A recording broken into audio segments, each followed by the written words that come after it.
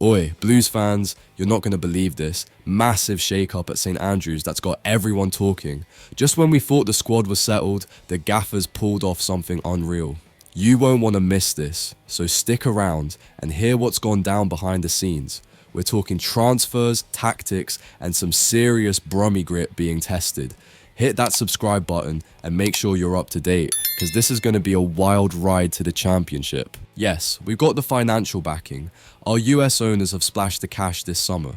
We're talking about £20 to £25 million in transfers, with £15 million of that going on Jay Stansfield alone. But does money automatically guarantee results? It hasn't worked for everyone.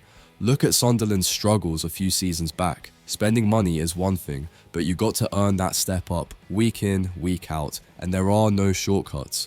Let's take a step back and consider our recent form. Sure, we pulled off a dramatic 3-2 comeback against Peterborough United, but let's not sugarcoat it, shall we? We were down 2-0 inside 16 minutes. That's not the sign of a team that's too good for this league. That's a wake-up call. We shouldn't be finding ourselves in those situations in the first place. If it wasn't for a bit of individual brilliance and a little luck on our side, that unbeaten record could have gone out the window. And speaking of that game, can we talk about Bailey Peacock Farrell? What is going on there? He's our no one, and yet he's getting booed by our own fans. Look, I get it. He made a mistake. His hesitation on the ball led to the first goal, but are we really going to throw him under the bus? Chris Davies defended him, saying the team didn't have the usual sharpness and support around him. And honestly, I agree. Yes, Peacock Farrell could have done better, but is it fair to make him the scapegoat? We're top of the table. We need to get behind the team, not tear them apart at the first sign of trouble. Let's also not forget his track record. This is a guy who's been around the block. He had a solid spell at Sheffield Wednesday, helping them to the League One playoffs. He's played at a higher level, and those kinds of mistakes, they can be ironed out. What we should be asking ourselves is, why are we putting our keeper in those positions in the first place? Where's the intensity in defense? Now, coming back to Bielik's comments, yes, the squad does look like it's too good for this level on paper. We've got quality across the pitch, but football isn't played on paper. Bielik talks about being a different animal in 6 months' time, and while I love the confidence, it needs to be backed up with consistency, week in, week out. What happens when we come up against a team that presses harder than Peterborough, or when we have an off day?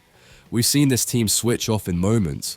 That has to change if we want to be playing championship football next season. So, what's the takeaway from all of this?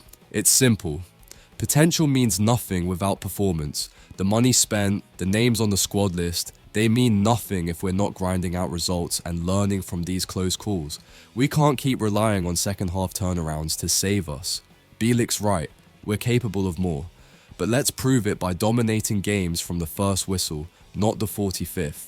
Now, here's my question to you. Blues fans, do you agree with Bielik's claim that we're too good for League One? Or do we need to pump the brakes a bit and focus on ironing out these inconsistencies? Drop your thoughts in the comments below and let's get this conversation going. And hey, if you enjoyed this breakdown and want to stay on top of all things Birmingham City, hit that subscribe button, give us a like, and turn on notifications. Trust me, you won't want to miss what's coming next as we follow this team's journey back to the championship, hopefully without any more nail-biting 3-2 comebacks. Up the Blues.